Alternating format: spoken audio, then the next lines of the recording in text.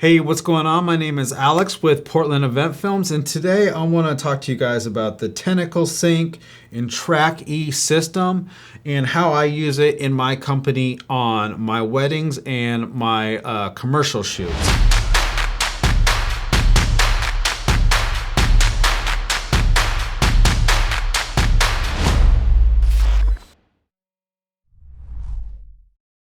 So I'm gonna give you an idea. This is a typical setup that I have. So I will have the Track E.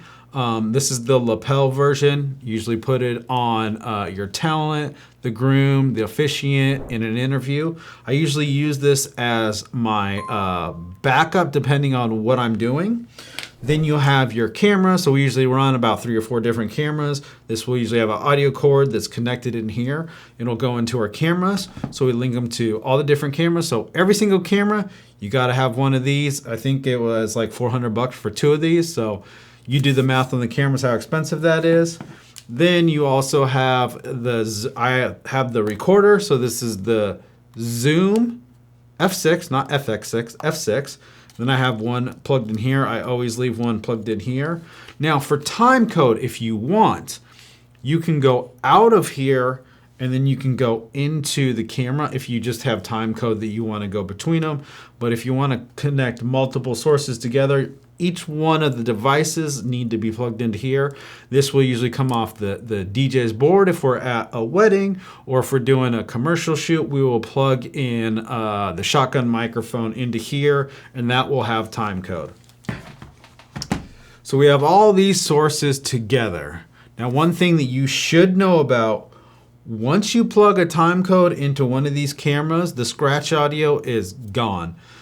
You can still hear it a little bit if you switch to the left side. So the Timecode will be in like the right channel, and then you have audio in the left channel, kinda, because the Timecode bleeds over into both the channels just a little bit. So if you're relying on scratch audio from this, you are not gonna have it. It's gonna ruin your audio if you need this as a backup. The scratch audio on here is no good, but if you have like a shotgun mic plugged in here, it doesn't sound good. So if you're plugging in and you need that Timecode, it's just not gonna work. It's not gonna sound good.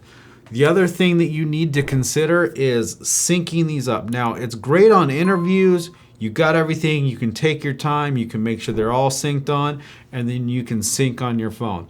But let's say you started recording in the interview, you're like, crap, I didn't sync them all up, and then you try to sync them, it won't work. You have to stop all the recordings on these, get them relatively close together, and push sync. So that's the first thing that you need to make sure that they're all synced, because if not, you go to line these all up, and it's all over the place because none of them are matching. So you need to take your time and make sure that you have everything on and you sync everything up. The easiest way to do that is download the app on your phone, fire up the app within the Bluetooth, turn the Bluetooth on, it will find all of them, and then you can sync them up. And then you can also stop and start recording with your phone when you're using these. We have about 3 of these now, I think. I got one more coming, I'll have 3. And we use this for the officiant, the groom, or when we have multiple talent coming in for our corporate shoots, then we'll use these.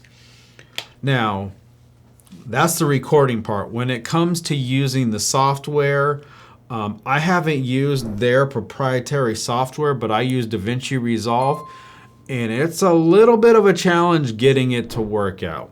So what you have to do, first you have to import all your footage, then you need to take your camera clips and you have to update the audio, and it'll say update audio with Timecode. Once you do that, then you have to go into the metadata. In each camera angle, you need to name it a certain thing, cam 1, another camera, cam 2. So it'll take all those clips and it'll put them each on their own individual track. And then once you got all that, you need to put all the clips, all the audio in the same bin, and then you can do a multicam or a normal cam clip, but then say sync based on Timecode. And if you do all those steps properly, it works like magic. But if you don't sync right or the time code is off, it can give you a world of hurt. Now, using my Sony FX3, once you plug in the time code, that's all you hear. The other channel, you will not hear any audio at all. It is just taking in the time code. Now, if you use the handle on top, you can plug in the time code pack into 3mm jack, and you can still record using like a shotgun microphone. So that's the only way that I found it to work with the FX3. So there's a lot of different nuances when it comes to using it. I've had a bunch of events where I've got messed up, I forgot to sync the time code, all these different things. And each time that you do a setup, you have to resync the time code. I thought it was, set it once in the beginning of the day, you could just let it run out and they'll get off a little bit and the phone app will ask you, hey, saying it's out of sync, you need to resync your time code. I used to use pluralize. It worked most of the time, but now using the time code, it's definitely my go-to. It has saved me so much time when I'm using 3 or 4 different cameras. I use a shotgun mic with this one, and then use a couple of these as the backup, and trying to line all those up is a freaking nightmare. When I use time code, I take my time. I make sure everything's synced up properly. It saves me a lot of time, and I notice that I can edit a lot faster. So it is a big investment once you do decide to go down this route, but it is definitely worth it. And I highly recommend making the investment because it is going to make your life 100 times easier when it comes to syncing all these devices. If you guys have any questions about how I use the time code or how anything works, feel free to reach out to me. My name is Alex with Portland Event Films. Thank you guys.